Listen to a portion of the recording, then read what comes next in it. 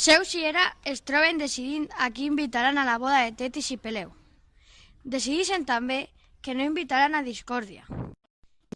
Dies després es celebra la boda i encara que no estava invitada, Discòrdia es presenta a la boda i deixa una pomador amb una inscripció que diu «Per a la deessa amb més bellesa». Hera veu la poma. Pel que posa en aquesta, creu que és per a ella. Passa el mateix amb Afrodita i Atenea. Les tres es comencen a barallar per la poma. Zeus decidís que la deessa més bellesa la decidisca Paris. Les tres deesses intenten que París les decidisca. Paris pren una decisió. I la història continua fins que es desfan de la poma. ¡Animemos a llegirlo!